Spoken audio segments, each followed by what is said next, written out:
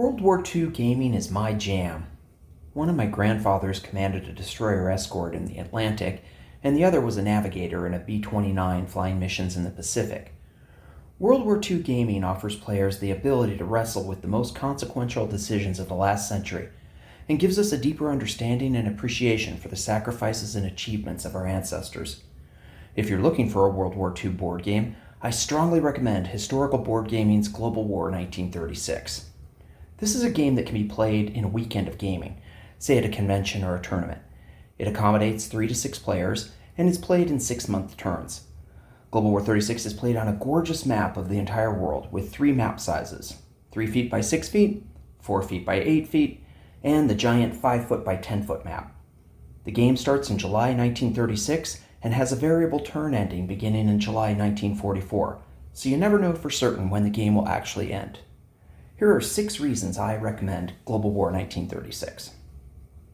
Let's just start off by saying multiplayer games are much more satisfying than single-player games.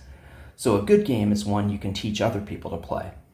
Many World War II board games are quite complicated, but if it's too complicated, it's going to be difficult to find someone willing to take it on.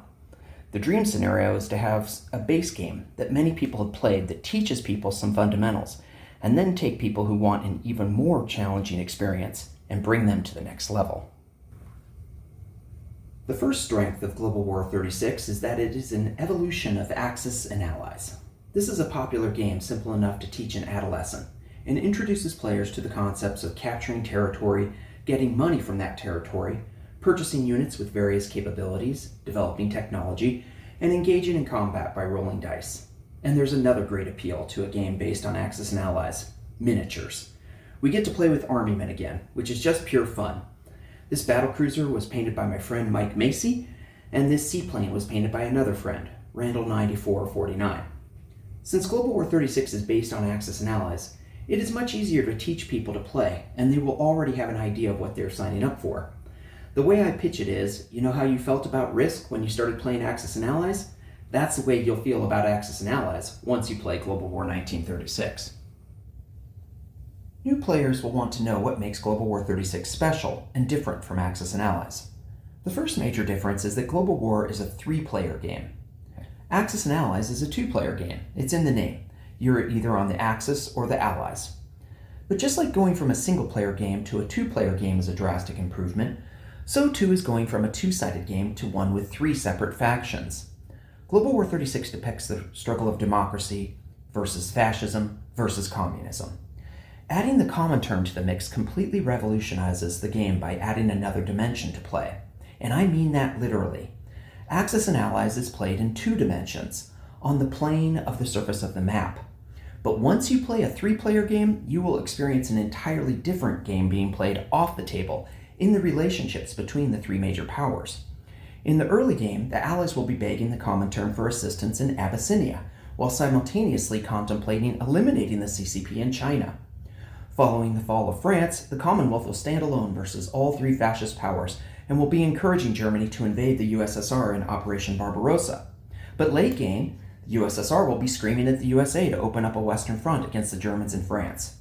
Having a 3-sided game creates tensions, as you need to help the most vulnerable opposing faction so they don't get too weak, but you never want to help them so much they might actually win. The diplomacy, promise-making, and betrayal adds both unpredictability and an opportunity for victory through unconventional means. The game designer has said that his goal was to create a situation where the Allies and Comintern start off working together to prevent the Axis from winning, but then as their fear of losing diminishes, they begin to think individually and their cooperation falls apart. By the end, the American and Soviet players may be so angry they're not speaking to each other.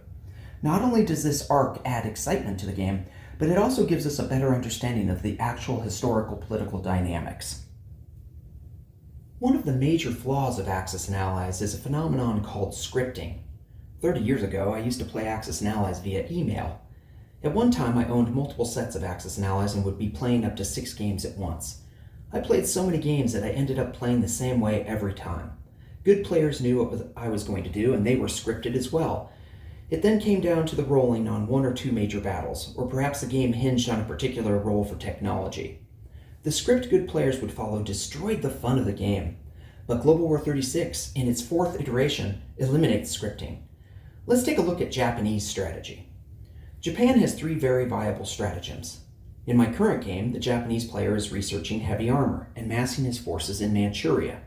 If the emperor listens to the advice of the Imperial Japanese Army, the focus might be on land forces to capture China, hold Manchukuo, and potentially invade the Soviet Union from the east, in coordination with the Germans. This path will provide a great economy and put Russia in a critically vulnerable position. However, the Imperial Japanese Navy is advocating for a naval emphasis, plotting to conduct a port attack on Pearl Harbor using the Japanese surprise attack special ability. If Japan can pull ahead in the number of capital ships in the Pacific, their Kita-Butai strategic objective will then provide the Japanese with even cheaper capital ships to maintain naval dominance. This strategy can synergize with the technological developments of large ship construction to enable heavy battleships and heavy fleet carriers, and also improved construction technology to further reduce the cost of naval units. This path offers fantastic coordination of strategic objectives, Japan's special abilities, and technological advantages. Plus, you get to pull off Pearl Harbor. The third strategy is to attack the Dutch East Indies, then lock down strategic objectives in Southeast Asia. This strategy applies pressure to the Commonwealth, and Japan could take the victory cities of Calcutta or Sydney, or even invade the Suez Canal in coordination with Italy. The cleverly designed strategic objectives and nation-specific special abilities offer multiple paths to victory for each nation, so every game will be different. Plus, since this is a three-player game, if one player starts to really dominate, the other two factions are more likely to cooperate to try and take down the winning player. Some other World War II board games engage in a different type of scripting. They script by what the rules allow. They are games that force you down a certain path to maintain historical authenticity. There's always a tension in game design between gameplay and historical accuracy. These other scripted games have bowed to realism, and they sacrifice gameplay. But Global War 36 does not take this path, instead always prioritizing gameplay ahead of historical accuracy. You can choose to go in a different direction, but there are appropriate rewards and consequences that help you see why countries in World War II made the decisions they did. Achieving strategic objectives in Global War 36 not only secures victory points towards winning the game at the end, but also provides rewards during the game. For example, if Germany supports the Spanish nationalists, helping them prevail in the Spanish Civil War in Spain, the Germans will receive 1 extra infantry every turn until Spain aligns with Germany. In this way, Germany is incentivized to support the Spanish nationalists. But USSR has the same incentive to help the Spanish Republicans, because if they prevail, USSR gains 1 extra infantry per turn. The Allies would really love for neither party to win the Civil War in Spain, but instead see both fascists and Comintern fight each other year after year, wasting resources. Global War 36 allows players to select from a tremendous range of interesting decisions that each have meaningful consequences.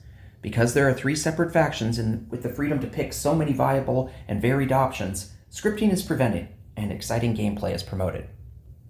The fourth reason I recommend Global War 36 is their technology system. Many World War II board games allow a country to pour their entire production capacity into technology and speed up the unlocking of technology. This is a poor system. Global War 36's system is much better because a nation's ability to develop technology is based on how much production capacity a particular country has, as reflected in the number of possessed major factories. A major factory costs 18, and that only gets you 1 additional die roll per turn, so it's difficult to dramatically increase your country's ability to conduct research. Furthermore, your ability to develop technology is susceptible to strategic bombing of those major factories. There are 16 different technologies to research, and you get to pick where you want to focus. The designers have cleverly addressed the luck factor in technology by requiring a country to achieve 4 levels of understanding in a particular technology in order to unlock that technology. Global War 36's system increases the difficulty of obtaining particularly valuable or complex research by worsening the odds from 50% to advance 1 level down to as low as 33%. It's a well thought out design that I really appreciate. You are limited in how many technologies you will be able to develop in a game, but there are so many excellent choices that you will agonize over what you want to prioritize. Some technologies help you achieve victory conditions, some offer new units, others provide new abilities or increase the capabilities of your current units. Let's say USSR had captured central Romania, say with a paratrooper. This airbase would provide a medium bomber sufficient range to be able to strategically bomb the major factory in Berlin. But Germany could easily counter that threat with a fighter to intercept the bomber. USSR could research long-range aircraft to give their fighters sufficient range to reach from central Romania. But Germany could respond by developing jet fighters, which excel at interception. USSR could research strategic rockets, which cannot be intercepted by fighters or jet fighters. Germany could respond by developing radar, which would then give them a chance to shoot down the strategic rockets. But USSR could then attack Italy's major factory in northern Italy. Since this is Italy's only major factory, Italy would not be able to even attempt to develop radar technology to protect themselves from further strategic bombing. The technology system is fantastic, with multiple synergies with strategic objectives, special abilities, and counters to other technologies. You need to plan ahead and be wary of monitoring your opponent's technological advances. Another standout feature of Global War 36 is the decision to start the game that year, in 1936. It's a brilliant way to start learning the game because there's a gradual ramping up of intensity, so new players get introduced to the game mechanics with small and relatively unimportant skirmishes. There are 3 proxy wars in the early game: the fascist nationalists versus the communist Republicans in Spain, the communist CCP versus the democratic KMT in China, and there are 3 different proxy wars, with each possible pairing leading to lots of diplomacy between the major alliances early game.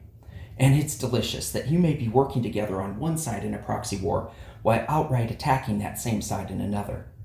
Developing a particular technology can take years, but by starting in 1936, you have the freedom to choose what technologies you'll begin focusing on before the outbreak of the war. You'll also choose what to focus your spending on between diplomacy, industrial capacity, or land, air, or naval forces. Do you want to follow Admiral Rader's recommendation to bolster the Kriegsmarine and build submarines as Germany? Or should you listen to Ribbentrop, who advocates for lend-leasing aircraft to the Spanish nationalists? Or do you want to build up your industrial capacity to develop more technology? By starting in 1936, you will determine what units you have at the start of the hostility and where they are deployed. When you compare this to, say, a 1940 start in Axis and Allies, 1940, it's infinitely more satisfying and rewards careful operational strategic planning. The engine of any game is the rule set, and this is a tremendous strength of Global War 36. Some World War II games are too simple, and they end up broken because of it. If you tried to make a game and limited yourself to a 20-page rulebook, it's likely going to be a poor World War II simulation. Other games are intensely difficult. They may have been constructed like Frankenstein's monster, adding this rule, then another new concept, then rules to balance the counter to the new rule. There are games that are unbalanced, overly complicated, or just aren't fun. Global War 36's rules hit that magical Goldilocks zone. They have been play-tested in 3 prior versions, and the current 4th version has then itself been play-tested for 2 years. The V4 rules alone have been polished through a series of 4 edits, sentence by sentence, and then the game designer turned the rules over to the community and responded to hundreds of suggestions to further clarify and simplify the rule set. The rules are explicit enough to settle disagreement, but hew towards simplicity over legalese. They are well organized and cross-referenced. Really, the rules are a tremendous strength for Global War 36. This is a phenomenal game. I encourage you to watch the B4 developers' diaries to gain a better appreciation of how the game was developed, and then check out some YouTube wars of Global War 36. The gameplay is exceptional. If you're looking to get into a World War II game which offers amazing strategic depth, cutthroat diplomacy, agonizing decisions, and roller coasters of emotion, HBG's Global War 36 will not disappoint.